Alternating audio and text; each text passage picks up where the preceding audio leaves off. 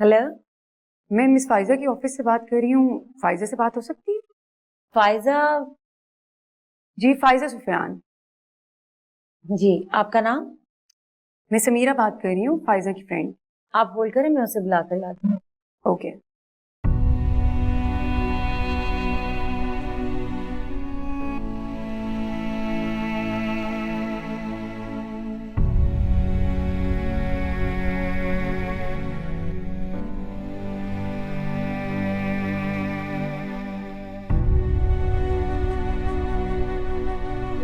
मुझे सर आसिम की इतनी इंसल्ट नहीं करनी चाहिए थी।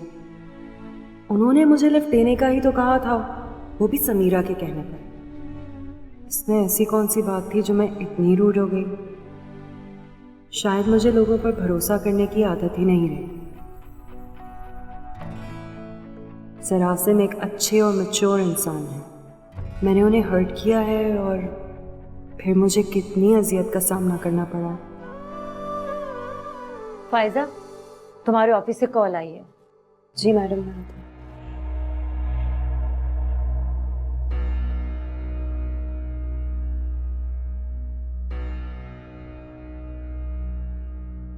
हेलो। तुम आज ऑफिस क्यों नहीं आई? क्या हुआ है? बोलो तो। मैंने कुछ पूछा है तुमसे? तबीयत तो ठीक है तुम्हारी? हाँ मैं ठीक हूँ। तो फिर क्यों नहीं आई आज? पता है सर आसिम 10 बार पूछ चुके हैं तुम्हारा, उनसे बॉस तुम्हारा पूछ रहे हैं। तुमने तो आज अपना प्रोजेक्ट सबमिट करना था। मैं अब ऑफिस नहीं आऊंगी समीरा। क्या क्या मतलब है तुम्हारा कि मैं ऑफिस नहीं आऊंगी?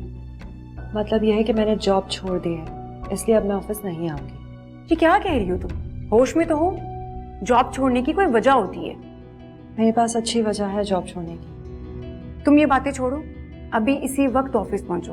तुम ऑफिस आओगी तो हम बात करेंगे। नहीं, मैं नहीं आ सकती। देखो, तुम ये गलती मत करना। तुम एक काबिल लड़की हो। 1 महीने में तुमने अपनी काबिलियत की वजह से इस ऑफिस में जगह बनाई है। ऐसे किसी छोटी सी बात को बुनियाद बना के तुम जॉब कैसे छोड़ सकती हो? देखो, मैं फैसला कर चुकी हूँ। तुम जानती हो तुम एक और हमाकत करने जा रही हो। तुम मिलो तो सही यार, मिलकर बात करते हैं। देखो, मैं फोन रख रही हूँ। फाइजा, क्या हो गया तुम्हें? तुम बेशक जॉब छोड़ देना, लेकिन एक बार ऑफिस तो आओ। फिर जो तुम्हारा फैसला होगा मैं तुम्हारे साथ। अल्लाह हाफिज़। फाइजा, मुझे तुमसे कुछ बात करनी है।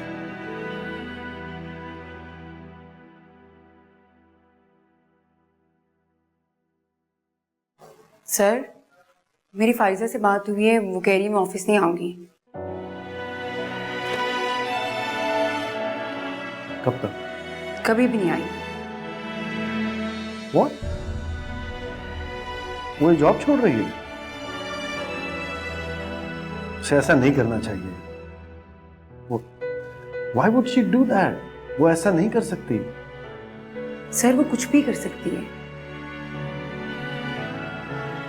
अब तक तो आपको अंदाजा हो जाना चाहिए उसका। तुम उसकी दोस्त हो, तुम्हें समझाना चाहिए था ना उसे। सर, मैंने बहुत इंसिस्ट किया, लेकिन वो मानने को तैयार ही नहीं है। उसकी दिमागी हालत तो ठीक है ना? भाई, तुम उसे मुझसे ज्यादा जानती हो। सर, ये हॉस्टल में रहने वाली लड़कियां बहुत कुछ बर्दाश्त करने के बाद यहाँ तक पहुँचती हैं। उनकी दिमागी हालत ऐसी ही होती है। पता नहीं उस बेचारी ने जिंदगी में क्या कुछ बर्दाश्त किया होगा। शायद इसी वजह से वो थोड़ा नॉर्मल बिहेव करती है। सर देखिए ना, इतने मुश्किल वक्त में उसने अपने घर में किसी को नहीं बताया। आखिर कोई तो वजह होगी इसकी। पता नहीं उस बेचारी के साथ जिंदगी में ऐसा क्या हुआ है जो उसकी आंखों में तो नजर आता है, मगर उसकी जुबान पर कभी भी नहीं आया। Sorry sir.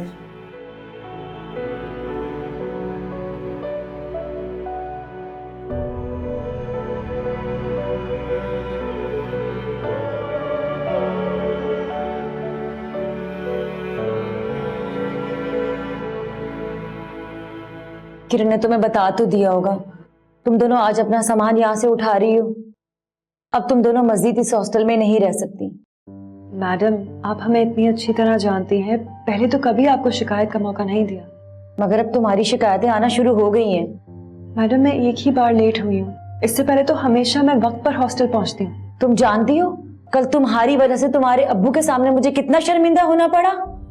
किरण के कहने में आकर मैंने उनसे झूठ बोला और फिर तुम्हारे अब्बू ने मुझे खूब सुनाई। मैडम, उनकी तरफ से मैं माजरत करती हूँ आपसे, वो गुस्से में ज़्यादा बोल गए होंगे। तुम्हें उनकी तरफ से माजरत करने की ज़रूरत नहीं। सुबह उनका फ़ोन आया था तुम्हारा पूछने के लिए, और जब उन्हें पता लगा कि तुम रात ही आ गई थी तो उन्होंने अपने कल वाले रवैये की मुझसे माजरत कर ली थी, और उनके कहने पर ही मैं तुम्हें आखिरी मौका दे रही हूँ। आइंदा अगर ऐसा हुआ तो मेरे कुछ भी करे बगैर तुम दोनों ही हॉस्टल छोड़ दोगी। मेरी तरफ से ही तुम दोनों के लिए लास्ट वार्निंग है, समझ आ गई? मैडम, आई प्रॉमिस मैं आपको शिकायत का मौका नहीं दूंगी। ठीक है, अब तुम जा सकती हो। Thank you.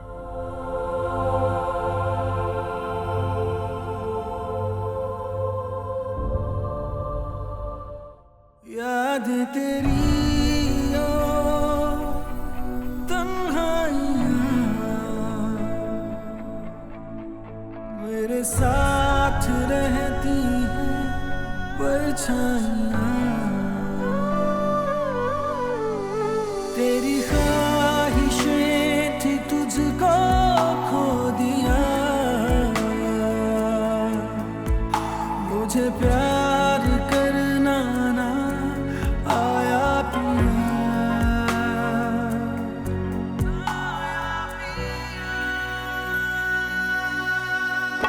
तू काश जुदा ना होता, तू काश वफा ना होता, कुछ तूने कहा तो होता, कुछ तूने सुना तो होता, तू काश जुदा ना होता। रात के इस वक्त अकेले कैसे जाएंगे आप? कोई कन्वेंस भी नहीं मिलेगी। कोई बात नहीं सर, मैं मैनेज कर लूंगी। कुछ तूने सुना तो होता। आखिर हम सबको भी पता चले कि आप हमारे बारे में क्या सोचती हैं।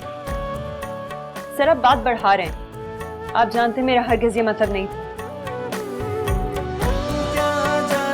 तू क्या जाने मेरे पिया, तू क्या जाने, तू जाने क्या मेरे पिया। शायद मुझे सबसे ज़्यादा सरासन को फेस करने से डर लग रहा है। कितनी ढिठाई से मैंने उनकी ऑफर को ठुकरा दिया था और फिर उन्हीं की मदद मांगनी पड़ी। वो क्या सोचते होंगे मेरे बारे में?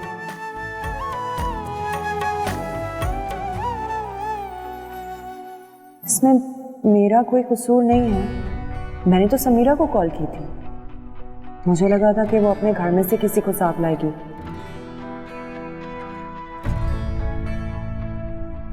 मुझे क्या पता था कि वो सरासन को ही साथ लेकर आ जाएगी। मैं अब सरासन के सामने कभी नहीं जाऊंगी।